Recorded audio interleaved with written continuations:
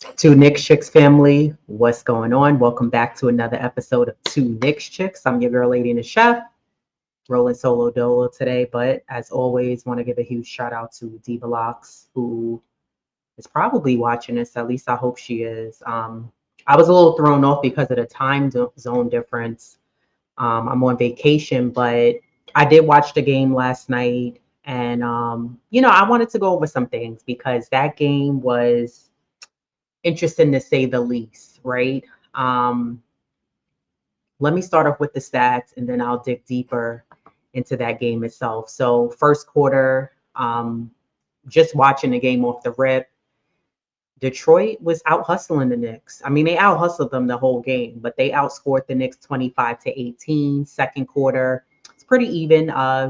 Knicks outscored Detroit 31-30. Third quarter, the Knicks got outscored 20-18. And then the fourth quarter, um, the Knicks outscored Detroit 27-25. But honestly, it wasn't enough. It was a little too late, close but no cigar. Um, and there was quite a few reasonings behind that as well as to why the Knicks ultimately got themselves in that pretty much that hole itself of what they got themselves into. Stats wise, the Knicks shot 42% from the field, Detroit 44. The Knicks were 10 for 35 from the 3-point line at 28%. And Detroit didn't do much better. They were 6 for 27. Free throws, the Knicks were 16 for 19 at 84%. Uh, Rebounds, the Knicks got out rebounded 48-34. The Knicks finished with 15 assists. That's one red flag indicator for me. Detroit had 4 blocks, New York 1. The Knicks had 8 steals to Detroit's 7. The Knicks had 14 turnovers, which was a couple more than what they had in game 1. And points in the paint, Detroit outbeat New York with the points in the paint as well, 46-40. So there's your answer right there as far as stats wise, just looking at that and picking that apart. So then when I look at the stats individually for the players, Mikal Bridges, he was 3 for 11. He was not good from the 3-point line. He finished with 19 points. He had 3 steals, 5 rebounds. He was 8 for 18 from the field goal percentage wise. OG Anunoby only had 10 points. He had 2 steals, 2 assists, 5 rebounds. He was 2 for 2 from the free throw line, and he was 4 for 10 from the field. Karl Anthony Towns, another one. 10 was the magic number, it seems like, for individual player points. Karl Anthony Towns also had 10 points. He had 1 block, 6 rebounds. He was 5 for 11 from the field and 0 for 2 from the 3-point line. Jalen Brunson finished with 37 points, which means nothing because we lost. He had 6 turnovers. He had 2 steals, 7 assists, 3 rebounds. He was 9 for 11 from the free throw line and 4 for 12 from the 3-point line. Just bad. Josh Hart, here we go with the number 10 again. 10 points. He had 1 turnover, 1 steal, 5 assists, 7 rebounds. He was 5 for 6 from the free throw line and 1 for 2 from the 3-point line. He was 2 for 6 from the field. Mitchell Robinson didn't even have a point. And I'm not blaming Mitch. He played 20 minutes, which is minutes went up. And then Deuce McBride played 13 minutes. He was 3 for 7 from the field, 2 for 4 from the 3-point line. He had 1 turnover, 1 rebound, and finished with 8 points. So he was close to that magic number 10 number that it seems like what the Knicks pretty much had got. I thought that game the Knicks looked very stagnant. I thought the Knicks looked very, a couple of steps too slow. The Knicks just were getting out hustled. The Knicks looked lost at times. And, I'm not sure why other guys didn't get involved. OG Anunoby, just a quiet game from him, 10 points. You're not going to really win a game if you only have, sure, they're in double figures, but it's not enough. And you know when a player like OG Anunoby and Karl Anthony Towns can give you way more than 10 points and just more production overall, it just didn't look good. And a lot of what I saw in that game was Jalen Brunson playing hero ball. He was doing way too much dribbling. I'm surprised the ball didn't go flat as much dribbling as Brunson did. He was doing way too much dribbling, too much one-on-one. There was a lot of dribble the ball past the half court, stop, and chuck up a three-point shot that we didn't need. We didn't need those. I saw Deuce McBride do that a couple of times as well, and we just didn't need that. So I'm not sure why. Was it at one point? I guess what I'm trying to get at is who says something to Brunson and checks him and says,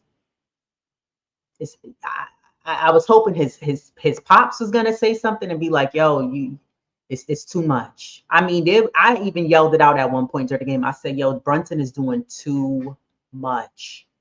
And shame on Tibbs, shame on his father for no one, shame on some of the players. And again, I'm only guesstimating because maybe someone did say something to him, but who is going to check Brunson and say, "Yo, you doing too much one-on-one, my guy"?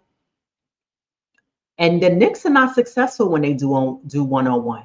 We can go back to when we had Randall and it didn't work. We can go back to when we had Carmelo Anthony and that wasn't sustainable for us and didn't work. Sure, you can have nights where you're on fire and no matter what defense is on you, you're going to do well. But in a case like last night, compared to when you look at game one, the Knicks won game one because they played team basketball. They also played excellent defense. So Detroit did to the Knicks what the Knicks did to Detroit in game one. They said, okay, they want to play good defense because they weren't expecting that defense from the Knicks in game one because the Knicks don't play any defense. The Knicks defense is weak. It's exposed and vulnerable, and they don't do that. So Detroit was caught off guard. They was like, oh, they putting the clamps on us. They playing us like a pair of tight jeans. So then in game two, yesterday's game, Detroit pretty much gave the Knicks a taste of their own medicine. They said, oh, well, we could play good defense too. I thought their defense was good. I thought they did a really good job stopping any transitional baskets from the Knicks. I thought they did a good job allowing themselves to get second chance, maybe third chance opportunities to get a basket. And the Knicks just had no answer. And I think that I'm going to put some of the blame on Brunson because he wasn't facilitating. Like, yeah, okay, cool. He had 7 assists, but it doesn't matter. You have to look like way beyond that. And it's so funny because Diva Locks and I was talking, and I see Ian Begley. We was just talking about this, but Ian Begley tweeted, Jalen Brunson brought this up unprompted last night after the game. He said, in quote, I didn't switch up on the Dennis 3. I didn't put myself in position to help the team win in that aspect, and it sucked. We've known each other too long to mix that up. Honestly, and I'm with Diva Locks on this, I don't want to hear it from Brunson because Brunson always gives these like excuses as to like, oh, you know, it's on me and I should have done better and I should have, you know, Brunson, if you know better, do better, my guy. You know better, do better. And this is a pattern with him with Brunson where he did this last year in the playoffs. I remember it started when we were playing Philly. And the game that we were losing, Brunson was just coming down and it was like, forget the other 4 guys I'm on the floor with. I'm going to do my own thing. And a part of me felt a little bad for him because I was like, wow, I had a little bit of respect for him because I said, look at Brunson. He's trying everything in his power for the Knicks to win that game last year when we were playing Philadelphia. But at the same time, I remember saying to myself, I said, but that's not working. So I thought that coming into this season, Brunson would have let go of a lot of those bad habits and he would have checked it in last year's locker room and came with a new sense of balance, a new sense of how to really read the game. And not just, I think Brunson is still stuck on reading the game individually for his own purpose. You have to you're a point guard. So you got to read the game also for the team, from a team aspect, you know, and he's just very like, he goes in the games and it's like he wants to take over from it's just not necessary when you're doing too much, but it's not productive in that you're able to facilitate the ball, you're able to get this guy a shot, get that. He's not doing that. And now I'm going to put some of the blame on Brunson. Well, whether Brunson was the captain or not, he was doing too much. And doing too much didn't really get us that far, to be honest. I mean, the bringing up the ball and just chucking up threes. You know, he tried at the last couple of minutes to try to draw the foul on the 3-point line. Yeah, it was smart plays, but you missed a couple of those free throws. You know, one here on a 3-pointer. That he missed another one down. He didn't get Carl Anthony involved. You didn't get OG involved. You didn't get Mikal involved. Now that's me putting that part of it on Brunson, right? And then I think the other blame goes on some of the players. Because, like, at the same time, you play with Brunson long enough to know, okay, you got to get yours as well. And I just didn't see guys being confident out there to take advantage of Detroit and just go off offensively. The Knicks just didn't do that. The offense looks so stagnant. You know, there was no ball movement at all. And then the Knicks just looked a little sloppy too at times. I don't know, was it the third quarter? Guys just, and honestly, Josh Hart is one of those guys, he's looked sloppy both game one and game two. I know he's the cleanup guy. I know Josh goes in, and this is not a, you know, I'm giving this a little bit. This episode is going a little bit on everybody. This is not just a pick on one player, but I thought, to me, Josh Hart, game one and game two, he's looked sloppy. Like, what is the point of driving to the basket to jump in the air and turn around and throw the ball behind you?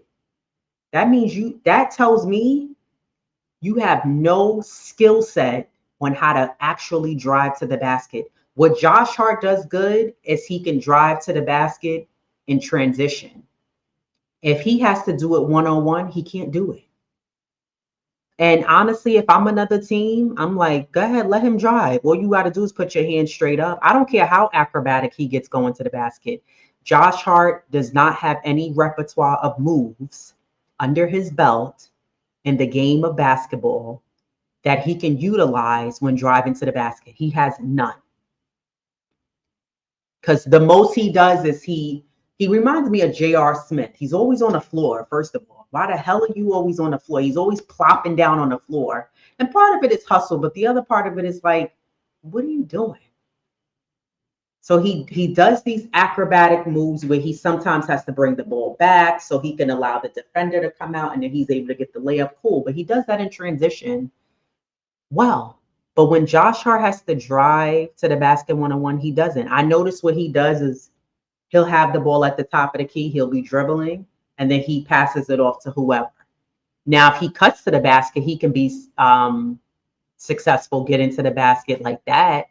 But if he has to go one-on-one, Josh Hart he can't handle it. But even aside from that, I'm just talking about like little passes and things like that. Just sloppiness. And this is not the time to be sloppy. It's the playoffs. And, you know, I think when you look at the grand scheme of things, I'm like, damn, the Knicks couldn't get 2 wins in a row. You couldn't get both games at home. Now you got to go to Detroit and you got to win the game. That's a problem. That's a problem. I also think that looking at this team, the Knicks have a really big roster problem because the Knicks have guys who can shoot, which is cool. You have guys who can shoot, but not all guys can knock the shots down when you need them on a consistent basis, right? We have like some streaky shooters, sometime shooters. And then a little part of that is guys who we have that are good shooters, they're not being utilized to the best of their ability by coaching staff. So there's a little bit of that. But the Knicks are too short. They're too short. We need taller guys, and we need guys who can create their own shot create their own, getting to the basket and score. The only guy that they have that really can do that is Jalen Brunson. And I think that's a problem because when you watch, like, again, and I called this, I said it. I said, really pay attention to whether, I don't care who we were playing. We could have been playing Atlanta. We could have been playing the Magic, Milwaukee, Detroit. I don't care who we would have been playing in round one. I don't care what team it is. Every team in the NBA has guys who can get to the basket, not just the main star players. I'm talking about guys who can get to the basket and create their own. The Knicks don't have that. So when you watch the Knicks, they settle a lot for 3-point shots. They settle a lot for a quick rush shot that they don't need. The Knicks lack a lot of like the patience, being able to compose themselves and regroup. And the discipline, they lack that as a team. And I'm going to say it, a big part of this is the way the roster's constructed. But I think also the Knicks need a refresh at the top of the chain as far as coaching is concerned. I think Tibbs has done all he can for this team. I think the Knicks need a new look coaching-wise. Because, I watched yesterday's game and I'm like, okay, I think it was maybe 7 minutes and some change left. And I was like, well, is Tibbs going to put somebody else in the lineup? He rocked with the same five damn near the whole fourth quarter. I think the only change I saw at one point was when Deuce came in for Brunson, because Brunson went to the locker room and then he came back out. But I personally thought that Tibbs could have tried campaign, and I know some people said, oh, well, he had got some quick fouls. Okay, yeah, and he was a little bit off. But that was in the first half. You could have tried him in the fourth. You never know what spark he could have gave you off the bench. You could have tried Shamit, who could have gave you maybe 2-3 quick threes off the bench and brought you back in it. Because the Knicks, the only reason why the Knicks were able to get close is because Brunson was doing that whole fake on the jumper on the three, and he was stopping the clock, getting to the free throw line. That was the only reason why the Knicks decided to try to kind of kick things in gear. But at that point, it was too late. But otherwise than that, the Knicks, I don't know. I didn't really have confidence that the Knicks was going to win that game.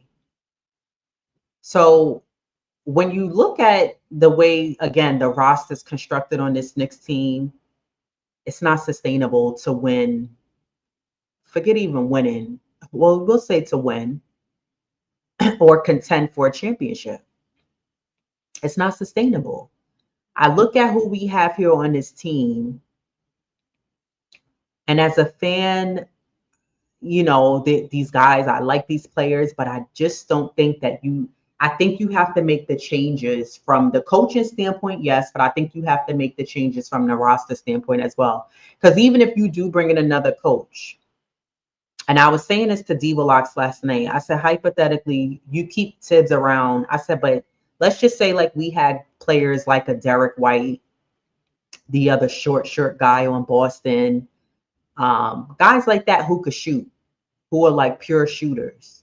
Tibbs wouldn't be utilizing them to the best of their abilities.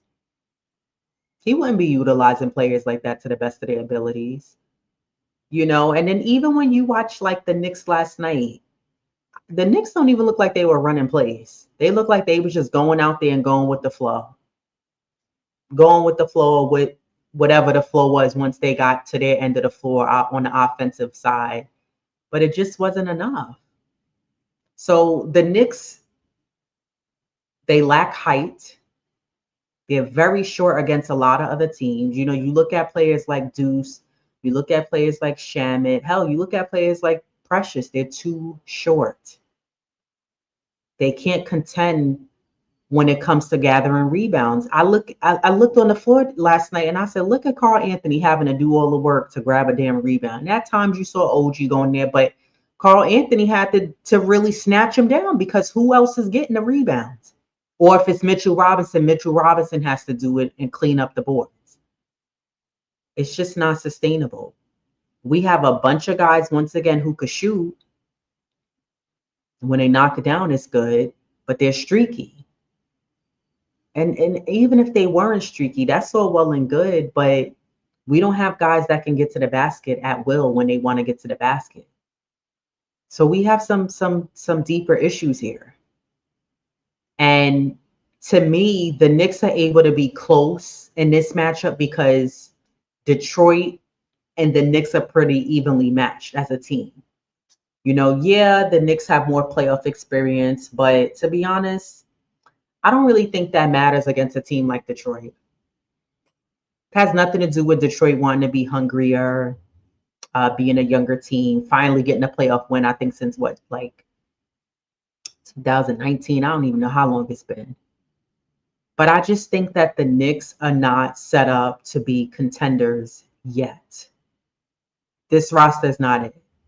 And I think that especially if the Knicks don't win this round, the front office has to make some really serious changes.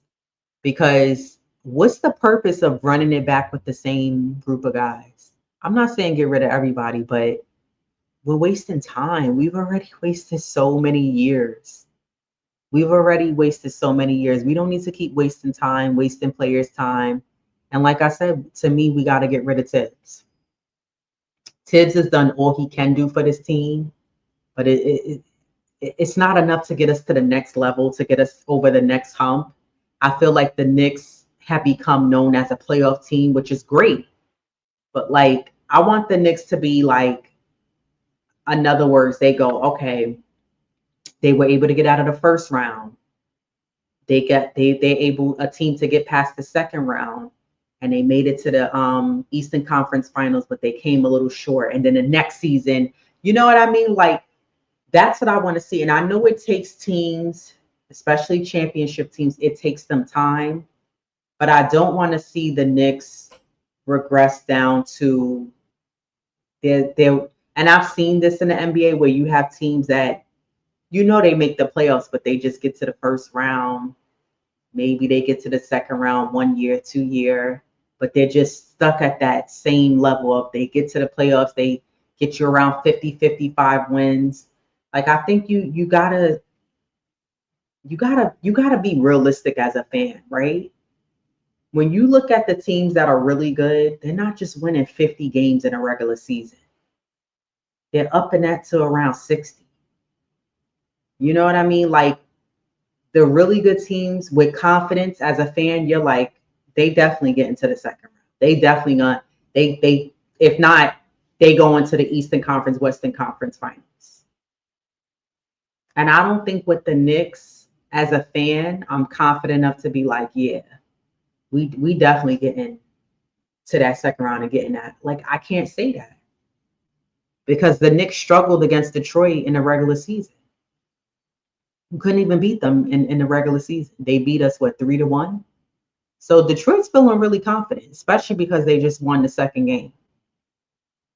And to be honest, I'm not really sure if the Knicks would have necessarily won the first game. I think that they pushed the game in that last leg and they were able to fight and come back, which is great. I'm not knocking that. But it just makes you wonder. At least it makes me wonder. So I don't know. I think that the Knicks right now, I think Tibbs needs a reality check because I don't think that allowing the same group of guys, especially Mikal Bridges, I was a little annoyed that he kept getting the ball and he was shooting the three and it just wasn't going down. I didn't like how Cat wasn't getting the ball enough in his hands. I think Cat should be getting that ball every time down. Tobias, none of those guys could guard him. So, like, why are we settling and make it? The Knicks make this a lot harder for themselves than it needs to be. They're making this series way harder than it needs to be. Is it going to be tough? Absolutely. It's the playoffs. But does it need to be this hard and stressful? No. The Knicks are making this like so much more than what it needs to be. It's like, come on now. And then the fact that, again, I'm sure the Knicks are watching film and Brunson's saying you got to be better, but what does that actually mean? And honestly, what was the game plan yesterday? I'm looking at Tibbs like, what was the game plan? What was the strategy going into game two? Because it looked real regular, like a regular season game. There was no intensity, there was no passion, there was not enough grittiness and toughness. The Knicks just looked lost. They looked soft. They looked out of it. And Brunson was just doing his own thing. Dude, do you realize you play on the team and not one on one? I don't understand that. So I want to see Brunson not be a ball hog and pass the ball. I want to see Carl Anthony more involved in the offense. I want to see OG Anunoby more involved in the offense.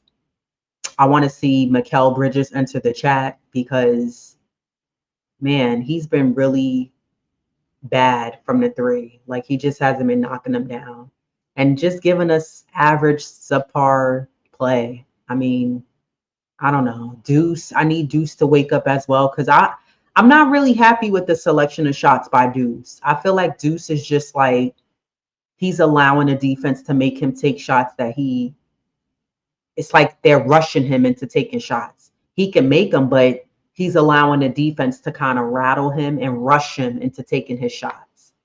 And this goes back to what I'm saying. When you don't know how to drive to the basket one-on-one and get past, I don't care who's defending you, now you have to be forced to do what the defense is forcing you to do. And that's the problem with a lot of players on the Knicks. They do not know how to go one-on-one, attack the basket, and get to the basket. The Knicks would rather settle for a jump shot or three and hope for the best. And it's not sustainable. It's not sustainable for this team. Like, you're not going to get far if that's the game plan. You're not going to get far if you're going to play that lackluster defense that they played yesterday. That defense was atrocious. It was a hot mess. Schroeder was open, wide open. Cade Cunningham, the defense just wasn't good on him. And I don't understand why, and I noticed this in game one as well. Why is it that Mikal ends up on Cade Cunningham a lot? I don't understand that. Like, he keeps ending up on him, and that's what Detroit wants. They want that matchup. They're setting the screen for him, and then I don't know why, but there was times where OG was like all the way on the other side of the court guarding. I don't know who he was guarding, but I'm like, why isn't OG on Cade Cunningham? Why is it Mikal who can't guard him? Mikal is he's too small. He got to get his weight up. I don't know how players like him and KD are in the NBA and they play because they're skin and bones. Literally a bag of sticks. Defense was terrible by the Knicks. They didn't hustle. I didn't like that you didn't see Mitchell Robinson in the fourth quarter. There was no sighting of Campaign, no sighting of Shamet. Tibbs really pissed me off with that, how he was sticking with the same five guys. And I'm just like, you can't be for real. And he was dead serious, Tibbs. He was dead serious, keeping in the same guys. And I just felt like that's not enough. So I don't know. I guess along with what I just said individually for players, I'm looking to see what's the game plan for Tibbs moving forward, for game three. Like, how do you stop Detroit in their home? How do you stop Cade? How do you watch out for Beasley if he ends up being on fire? Tobias Harris, if he ends up being on fire and lighting things up. Hardaway Jr., he's another one. So what's the game plan? I don't know. How confident are you guys for game three that the Knicks could take game three? That's what I'm wondering. I don't know how I feel yet. I can't call it. I'm just being honest. I don't know. because the way the Knicks have been playing is, it's up and down. You don't know what you're going to get from them on a nightly basis because the Knicks don't have consistency. There's no consistency with them. So I'm not necessarily hitting the panic button, but I think that the Knicks, they have their work cut out for them. They have some work to do. And a big part of that is Tibbs going to sit back and watch and hope for the best and hope that Brunson plays team basketball and OG lights up and get more aggressive, and Cat gets like you got to make the adjustments. You got to let guys know, because that performance was it was unacceptable. It wasn't good enough. It was too much one-on-one. It was too much Brunson being like, yeah, I got this, and you didn't have it because he was also off. Brunson was shooting threes, but jumpers, they weren't knocking down.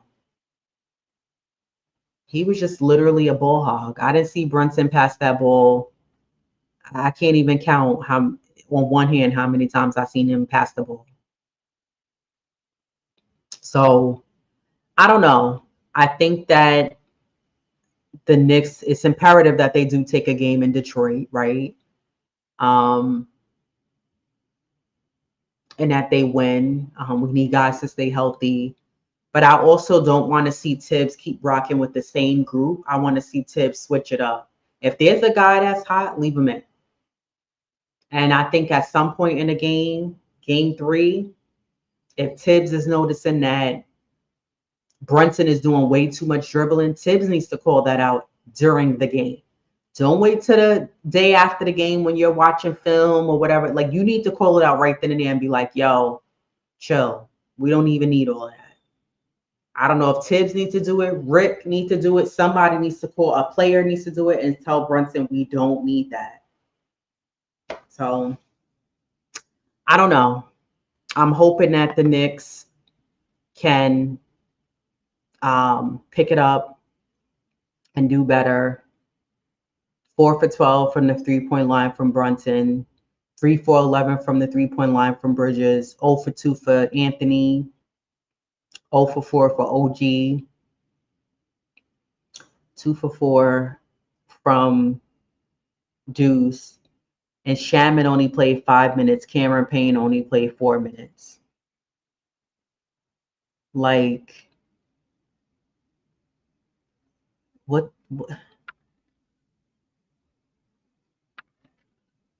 Yeah,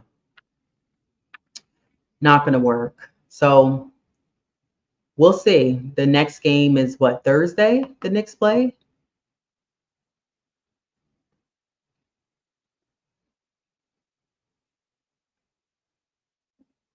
So we'll see. We'll see. Anyways, I'm getting out of here. Let me say what up to the chat really quickly.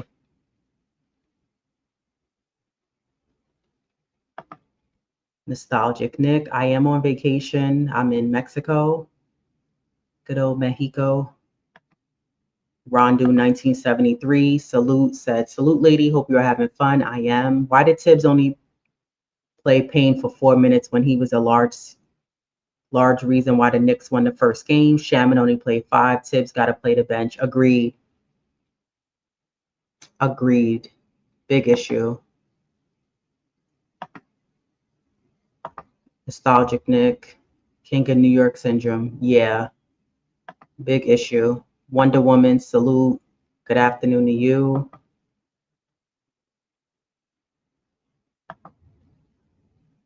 Hopeful but worried. Yeah. A Negro one. Enjoy your vacation. I definitely will. Salute to you. I don't know what happened to my video and why it cut out, but yeah, I'm still here. Yeah, Rondu. I don't know. That's what I was just saying. I don't know why Tibbs went away from playing Cameron Payne, and why did he move away from playing Shaman? Especially because we were down by like what was it, 14 at one point. Then the Knicks got it to 10 a couple of times. I kept saying you could bring Shaman in. He would have gave you maybe 2 quick 3s. Hell, maybe 3. Two from him, and then you could have got 2 from Cameron Payne as well. So what do I know? This is the thing with Tibbs, right? So this is what Tibbs does. He and this is why I question Tibbs, because I'm not sure why he kept rocking with the same 5 in the fourth quarter. I was like thinking to myself, all right. I said, damn, it's like 7.5 minutes. I'm hoping that Tibbs, maybe he'll bring in. I would have liked to even see Mitchell Robinson in with Carl Anthony. I wanted to see that lineup together as well, and I didn't see that in the fourth quarter. And I wanted to see Bridges go to the bench, and I wanted to see Cam Payne or Shamet come in. But no, he kept rocking with Bridges and Deuce and Ball Hog Brunson. Freaking annoying, man. It's annoying. So we'll see if Tibbs does that same thing. Then yeah, we could kiss the season goodbye. Tibbs, and then if Brunson plays ball hog and we don't see Carl Anthony get the ball, we can we could kiss the season goodbye nice and early. Just letting y'all know that. Not being negative is the truth. So we'll see if Tibbs makes adjustments on the offensive end. We'll see if Tibbs makes just adjustments on the defensive end. And yeah, we'll see what happens. We'll see if Brunson makes adjustments and if he finds better balance and sharing the ball as well, because that's an issue that Brunson has. So we'll see. Next game is what, Thursday, right? I said, yeah, Thursday. Oh, it's an early game. Thursday at 6. Oh, and then Sunday is the game is early too at 12. The Knicks got all the early games. Okay, cool. I'll be tuned into Thursday's game. I